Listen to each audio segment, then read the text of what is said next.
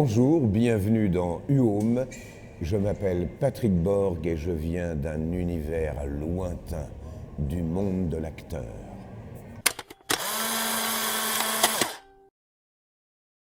Lorsque j'ai commencé à doubler Son Goku il y a un peu plus de 30 ans à présent, je faisais déjà du doublage et on a pensé à moi pour ce personnage. Alors il est devenu très connu depuis à l'époque. C'était le premier manga, on ne savait pas du tout ce qui allait se passer et ni le succès que cette série a eu, ça on ne pouvait pas le savoir.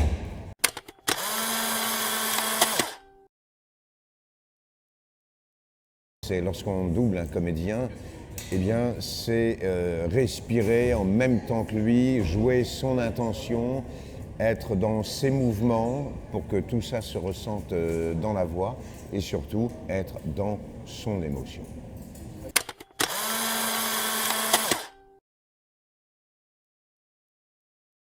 Alors dans le doublage, il y a plusieurs postes. Le premier poste est déjà le travail de l'adaptateur qui va donc faire la traduction du texte et l'adapter, c'est-à-dire au mouvement des lèvres pour trouver et mettre toutes les labiales en place.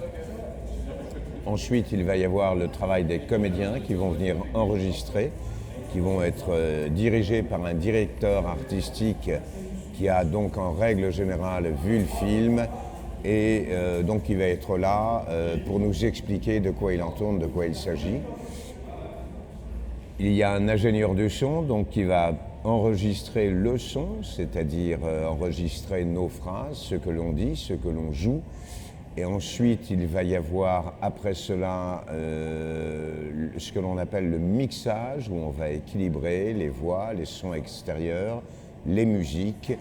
Et ensuite, voilà, ça donne une finalité que vous pouvez voir sur vos petits écrans ou au cinéma.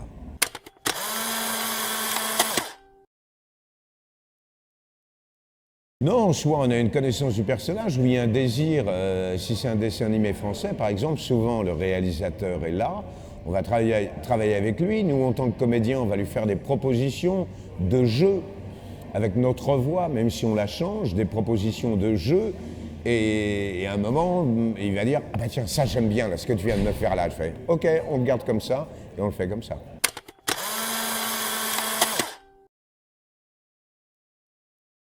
Je vais déplacer ma voix, je vais essayer de trouver quelque chose de différent et bon voilà, ça c'est quelque chose qui nous amuse tous de prendre une voix autre pour essayer de faire un personnage.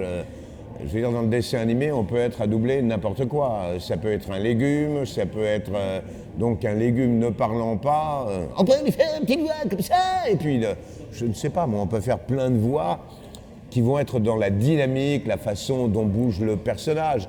C'est un personnage, par exemple, si on doublait un concombre qui est un peu gros, un peu mou, qui se déplace lentement, on va lui donner une voix un peu grosse, un peu molle. Et s'il est complètement speed, eh ben, on va le faire de façon complètement speed. Voilà, ça va aller en fonction de ce que l'on voit à l'image.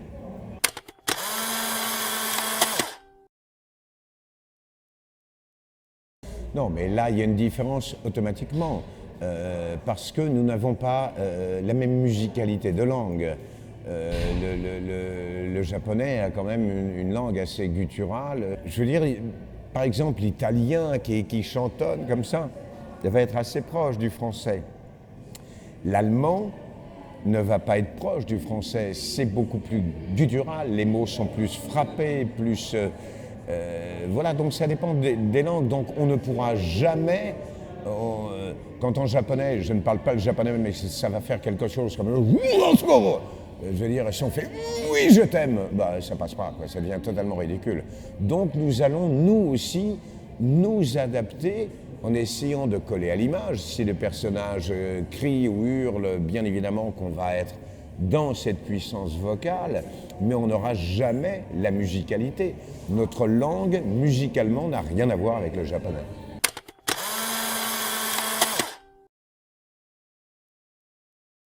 C'est rare.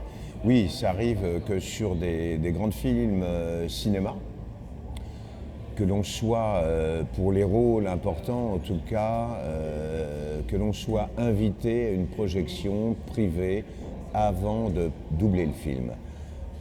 Je ne pense pas que ça change quoi que ce soit. Alors après, ça va dépendre des comédiens. Il y a des comédiens qui préfèrent voir le film avant. Moi, pas forcément. Je pense que si on voit le film avant, on va se mettre dans une espèce d'interprétation déjà dans la tête, de me dire tiens, le personnage le voit comme ça, et après on va se retrouver avec le directeur artistique qui lui le verra peut-être pas forcément comme ça ou comme ça, et puis que de toute façon il n'y a pas 25 000 façons de le voir. Un film, il y a simplement à le refaire ce que l'acteur fait. Alors je sais qu'il y a des directeurs artistiques ou directrices, je ne les nommerai pas, mais j'en connais quand même quelques-uns qui, je trouve, ont la pudeur de vouloir refaire un film, alors qu'un très bon doublage, pour moi, c'est respecter l'original à 100%.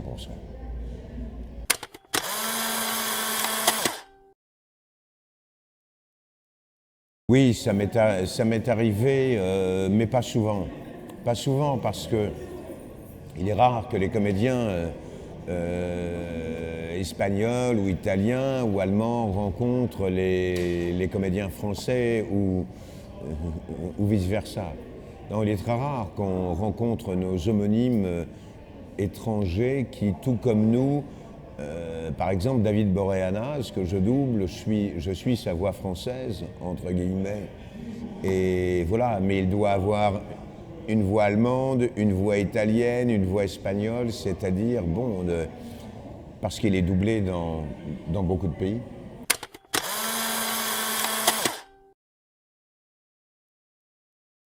Oui, oui, non, bon, on gère ça, je veux dire, on a l'habitude, on est tous quand même des professionnels et qui faisons du doublage depuis très très longtemps. Il est vrai qu'un épisode, enfin, ou des épisodes, dans un film idem, on n'enregistre pas toujours dans l'ordre, ni toujours avec le comédien partenaire. S'ils sont deux personnages à l'image, il y a des moments où on va enregistrer tout seul parce que l'autre comédien ne sera pas libre au même moment, aux mêmes dates, aux mêmes horaires.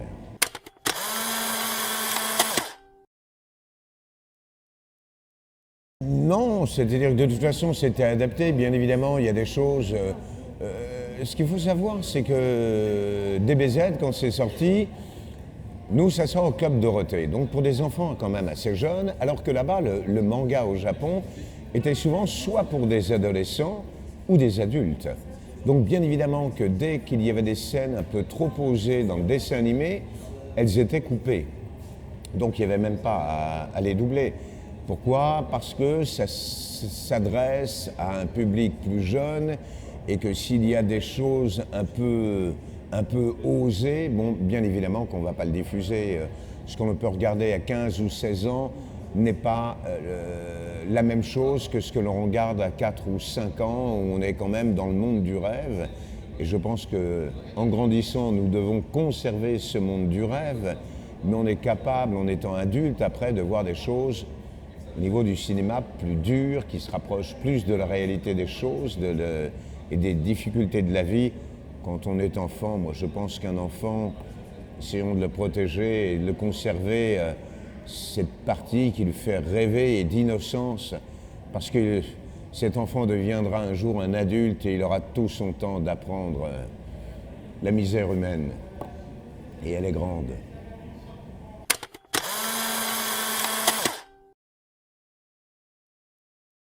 Il n'y a pas que dans le doublage, hein. Une star américaine et une star française, je veux dire, même Depardieu ne gagnera jamais le millième de ce que gagne une star américaine.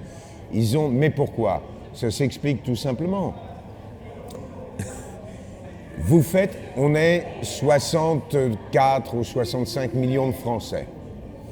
Un film sort, si on touche 10% de la population, c'est déjà énorme. Donc ça fait 10 millions de personnes.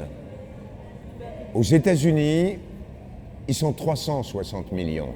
Si on touche 10% de la population, regardez ce que ça fait. Ça fait 36 millions de personnes. Donc automatiquement, si vous voulez, lorsqu'on sort un film aux États-Unis, même s'il marche moyennement, rapportera toujours beaucoup plus d'argent qu'un film qui va sortir en France, qui va marcher moyennement.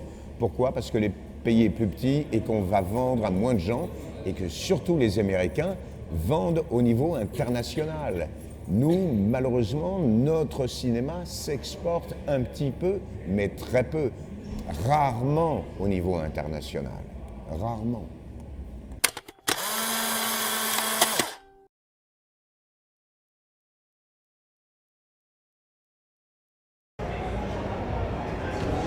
À bientôt.